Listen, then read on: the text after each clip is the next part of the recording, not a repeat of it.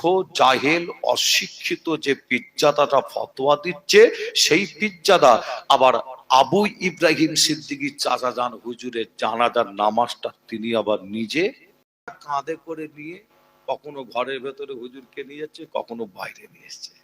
বুঝাচ্ছেন না? আর এদিকে ফতোয়া দিচ্ছে সাধারণ মানুষকে, কি ফতোয়া? সম্পর্ক রাখলে জানাজার নামাজ পড়া যাবে না।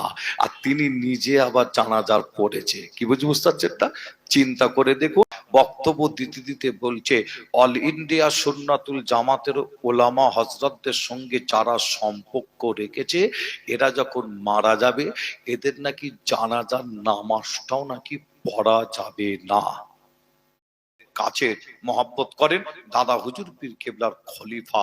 দাদা হুজুর বলতেন বড় মাওলানা। কি বলতেন?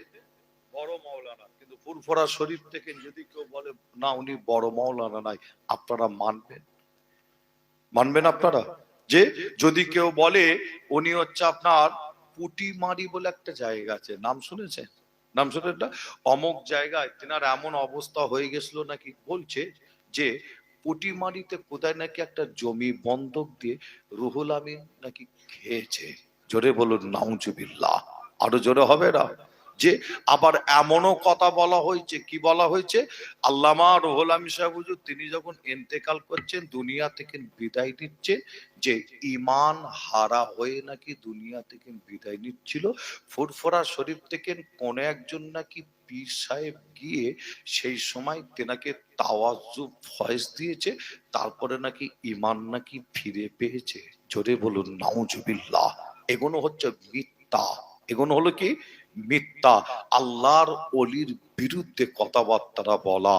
যে তবে আপনাদের ছোট ভাই ছেলে হিসাবে আপনাদের বলে যাই, খুবই কঠিন সময়, যে যারাই এই সমস্ত কথাগুলো বলেছে তারাই দেখবেন এখন আবার অল ইন্ডিয়া সুন্নাতুল জামাত এই সংগঠনের বিরুদ্ধে উঠে পড়ে লেগেছে। তাদের সাথে কিছু ব্যক্তি, কিছু মানুষ, কিছু মৌলবী আছে, বিশেষ করে আবার আপনাদের বসিরহাট এলাকার আবার বেশি আছে। যে বসিরহাট এলাকার একটু বেশি আছে। তাদের সাথে যারা আল্লামা রুহুল আমিন সাহেব হুজুরকে এত বড় বড় ছোট বাচ্চার কথাবার্তা বলেছে, গালাগালি করেছে, যে তারা তাদের সাথে বসিরহাটের আবার কিছু আবার মৌলবী আছে, তারা আবার কাঁধে কাঁধ মিলিয়ে হাতে হাত রেখে তারা আবার অল ইন্ডিয়া সুন্নাতুল জামাতকে ওড়ানোর জন্য একটা প্ল্যান চক্রান্ত চালাচ্ছে। কিন্তু আল্লামা রুহুল আমিন সাহেব হুজুরকে তারা আবার এখন সামনে রেখেছে। আবার তাদের এখন মহব্বত এখন বেড়ে গেছে। বুঝতে পারছেন না? তাদের ভালোবাসা এখন বেড়ে গেছে। যে পিছনের দিকে যদি আপনারা লক্ষ্য করেন, লক্ষ্য করলে আপনারা অবাক হয়ে যাবেন। আল্লাহর ওলির শানে কত রকম বাজে বাজে মন্তব্য, কত বিয়াদবি কথা বলেছে। যে আপনাদের ছোট ভাই ছেলে হিসাবে আপনাদের কাছ থেকে বিদায় নেব। আখিরি দোয়া মোনাজাত করার আগে আপনাদের বলে যায়, অল ইন্ডিয়া সুন্নাতুল জামাত আপনারা যেভাবে মজবুত করে ধরেছেন, মজবুত করে ধরে রাখবেন। আপনারা অর্থ দিয়ে, সময় দিয়ে আপনারা সহযোগিতা করবেন। যেমন করছেন আপনারা তেমন করবেন। কেন করবেন? এরও অনেক কিছু কারণ আছে। নাম্বার ওয়ান কারণ, আপনাদের যারাই মুজাদ্দিদুজ্জামান দাদা হুজুর এবং পাঁচ হুজুর তিনার খলিফা যত ছিলেন, খলিফাদের পরে বর্তমান সময় পশ্চিম বাংলার কথা আমি বলবো। এই পশ্চিম বাংলার জমিনে যে মানুষের ঘরে ঘরে ঘরে ঘরে দরজায় দরজায় যে আপনার শিক্ষাটাকে অল ইন্ডিয়া সুন্নাতুল জামাত ওলামা হজরতরা যেভাবে পৌঁছে দিয়েছে, যে পশ্চিম বাংলায় অনেক সংগঠন আছে, যে আপনার দ্বিতীয় সংগঠন এত শিক্ষা নিয়ে কাজ করেছে আমার মনে হয় নাই। সেটা আল্লাহ অল ইন্ডিয়া সুন্নাতুল জামাতের সংগঠনের দ্বারাই আল্লাহ করিয়ে নিচ্ছেন। জোরে বলুন, আর একটু জোরে হবে না? যে দাদা হুজুর পাঁচ হুজুর তিনার খলিফারা এপার বাংলা ওপার বাংলায় যেভাবে আল্লামা রুহুল আমিন সাহেব হুজুর, দাদা হুজুর, যে পাঁচ হুজুর যেভাবে মাদ্রাসা মসজিদ খানকা যেভাবে করে গেছে, অল ইন্ডিয়া সুন্নাতুল জামাতের ওলামা হজরত কারো সারা পশ্চিম বাংলার পীর সাহেব পীরজাদা ওলামা হজরত সকলে মিলে তাদের নোকের যোগ্য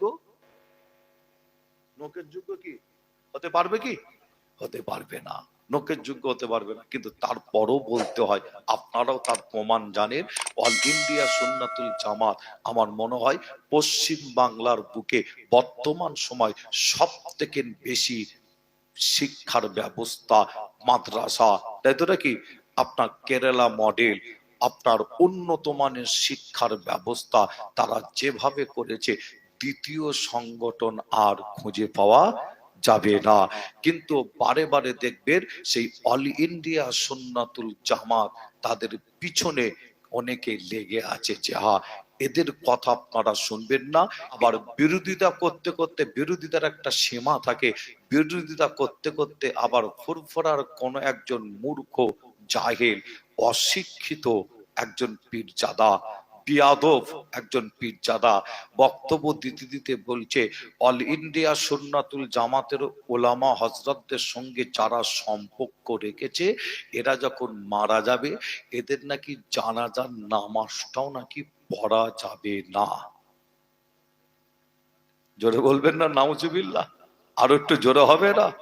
যে চিন্তা করেন বিরোধিতা করতে করতে কোথায় চলে গেছে, কোথায় পৌঁছে গেছে। যে ফতোয়া দিচ্ছে তিনি কিন্তু মুফতি নাই, নাম্বার ওয়ান তিনি মুফতি নাই, মাওলানাও নাই, মাওলানাও নাই, মুফতি নাই, ফতোয়া দিচ্ছে যে। কিন্তু আমি আপনাদের ছোট ভাই ছেলে হিসাবে আপনাদের বলে যাব, অল ইন্ডিয়া সুন্নাতুল জামাতের ওলামা হযরতদের সঙ্গে আপনারা আছেন, থাকবেন। যে আপনাদের ছোট ভাই ছেলে হিসাবে জানাই যে শুধু আল্লামা রুহুল আমিন সাহেব হুজুর তিনি শুধু কবর থেকে নাই, ফুরফুরার মুজাদ্দিদুজ জামান দাদা হুজুর পীর কেবলা কবর থেকে তিনি দোয়া চাইবেন। জোরে বলুন, আরো জোরে হবে না? যিনি ফতোয়া দিচ্ছে জানাজার নামাজের ব্যাপারে, আপনারা ফতোয়া নিয়ে দেখবেন এই কথাটা ওই পীরজাদা বলার কারণে তার ঈমান আছে কিনা। মুফতি সাহেবদের কাছে ফতোয়া নিয়ে নেবেন তার ঈমান আছে কিনা ওই পীরজাদার। যে আপনাদের আরেকটা কথা বলে যাই, যিনি ফতোয়া দিচ্ছেন তিনি আবার অল ইন্ডিয়া সুন্নাতুল জামাতের ওলামা হযরতদের সঙ্গে ফুরফুরার বয়োজ্যেষ্ঠ পীরেরা আল্লাহ কারে অনেকে সম্পর্ক রেখেছিলেন, আজও আছে আল্লাহ কারে। তাদের মধ্যে একজন আল্লাহর ওলি ছিলেন যিনার নাম জানাব হযরত মাওলানা মোহাম্মদ মরহুম আবু ইব্রাহিম সিদ্দিকী চাচা জান হুজুর। কি আপনারা দেখেন না তিনাকে? দেখেছেন আপনারা? যে দেখলে মনে হবে যে একজন আল্লাহর ওলি মানুষ, তাই তো নাকি? যে একজন আল্লাহর ওলি মানুষ দেখলে মনে হবে তিনি অল ইন্ডিয়া সুন্নাতুল জামাতের সাথে সম্পর্কটা কতটা ভালো ছিল আপনারা ভালোই জানেন, তাই তো নাকি? অনেক সুন্দর ভালো সম্পর্ক ছিল।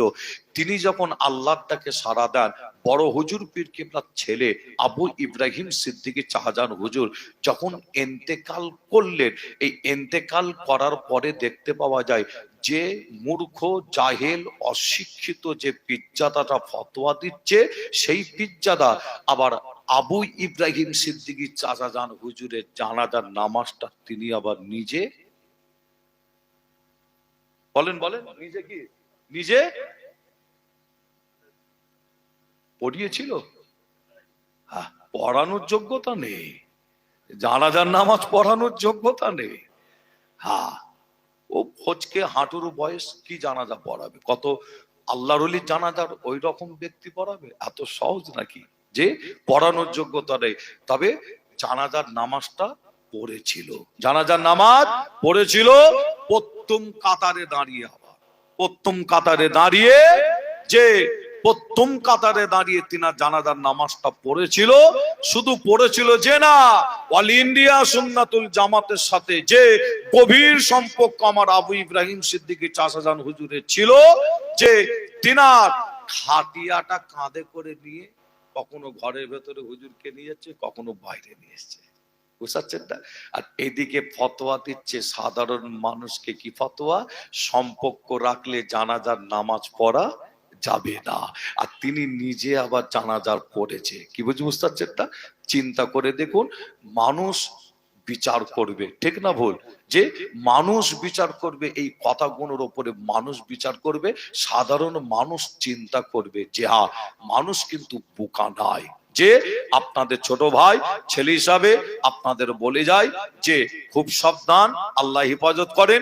দাদা হুজুর পীর কেবলা ওসিয়াতনামায় লিখেছে, আমার আওলাদ, আওলাদের আওলাদ, আওলাদের আওলাদ, খলিফার আওলাদের আওলাদ, আওলাদের আওলাদ যখন তোমরা দেখবে, মুরিদানদের বলছে, যখন তোমরা দেখবে তারা ইসলাম বিরোধী, শরিয়াত বিরোধী, সিলসিলা বিরোধী কাজ, কথাবার্তা যখন তোমরা দেখবে, চাল চলন তাদের মধ্যে যখন দেখবে, বাবা তোমরা তার পাশে বসবে না, উঠবে না, যাবে না।